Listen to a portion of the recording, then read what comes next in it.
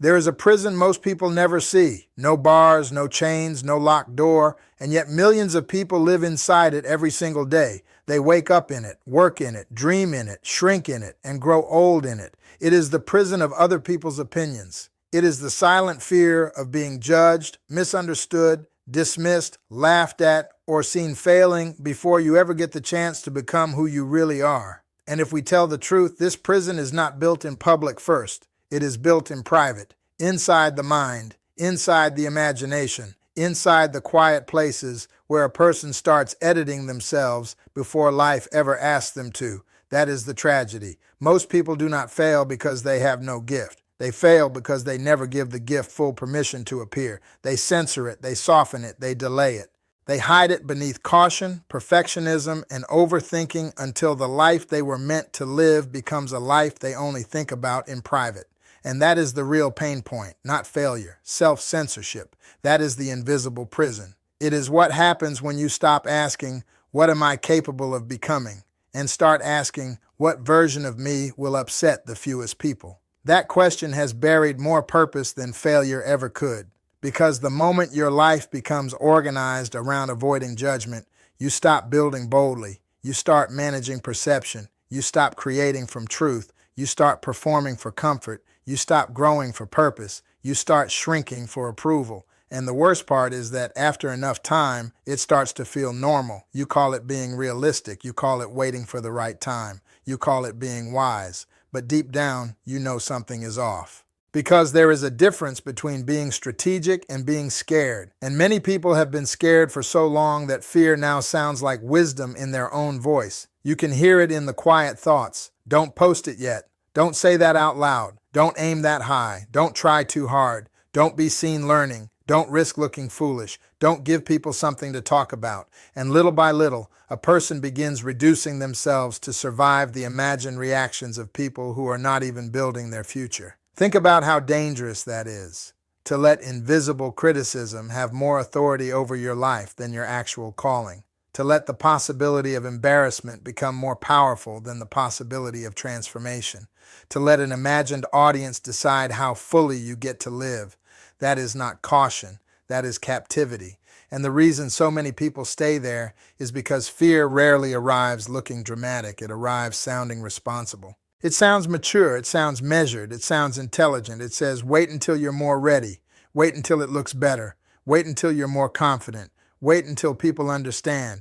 But if you live long enough, you realize something painful. The people waiting to feel fully ready usually stay waiting, because confidence is rarely born before movement. It is born because of movement. It is built when you act while your voice still shakes, when you begin while your hands still tremble, when you move while part of you still feels exposed. That is how confidence is formed, not in comfort, in evidence. And this is what most people miss. Your identity changes when your actions give your mind new proof. Every time you move, despite fear, you cast a vote for a stronger self, a vote for a freer self, a vote for the version of you that no longer bows to hesitation. That is why small, courageous actions matter so much. They may look small in public, but they are massive in private, because they are doing more than producing results.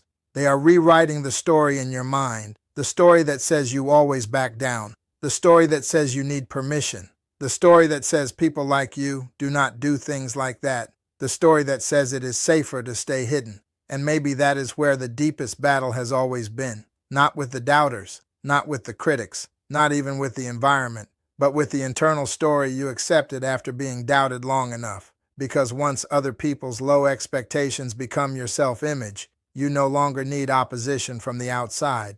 You have built it within. Now the prison travels with you. Now every opportunity feels heavier than it should. Now every idea gets interrogated before it is allowed to breathe. Now every next step must survive the courtroom in your head. And the judge is almost never fair. The failures are replayed. The risk is exaggerated, the embarrassment is magnified, and the possibility is minimized. That is why some of the most gifted people in the world still live small, not because they lack power, because they have been trained to mistrust themselves. But here is the shift. The breakthrough does not begin when fear disappears. It begins when fear loses authority. That is a different life. a far more powerful life. Because once fear is no longer your leader, it becomes what it was always meant to be, a feeling, not a master.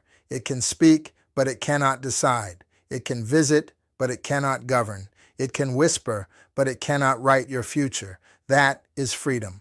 And freedom begins with one powerful practice: self-issued permission. Permission to begin before you feel polished. Permission to be seen learning. Permission to be imperfect in public. Permission to outgrow the version of yourself that people got comfortable with.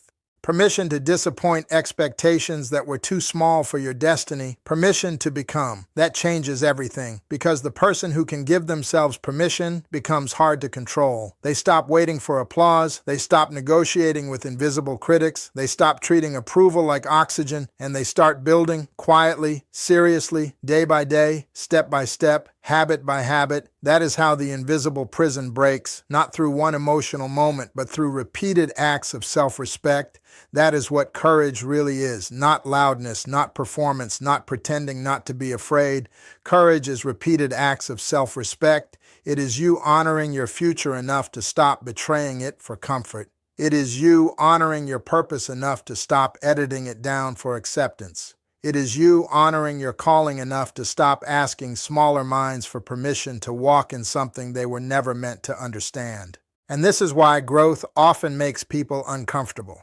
Because some people only know how to relate to the reduced version of you, the quieter you, the more explainable you, the less threatening you, the version that fit neatly inside their expectations. But your life was never meant to fit neatly inside other people's expectations. Your life was meant to grow, to stretch, to evolve, to become. And that becoming will require you to do something many people never do. Move before the applause. Move before the support. Move before the evidence is obvious. Move because truth is calling you forward, not because the room finally agreed. That is how people transform. And eventually, the results show up. People start noticing. They call you bold. They call you confident. They call you disciplined. But what they are really seeing is the fruit of a private war you stopped losing. They are seeing the result of invisible decisions. The mornings you acted while afraid.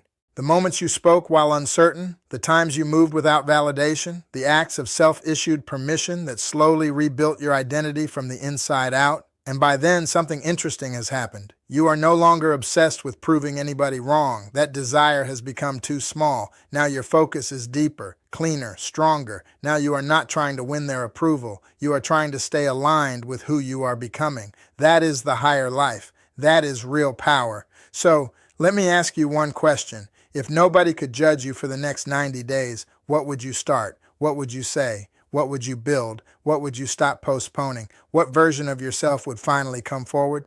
Because hidden inside that answer is the life fear has been keeping on hold. And the truth is, you already know. Most people do. They do not need more information. They need a decision, a real decision, that they will no longer let imagined judgment have more authority than inner truth.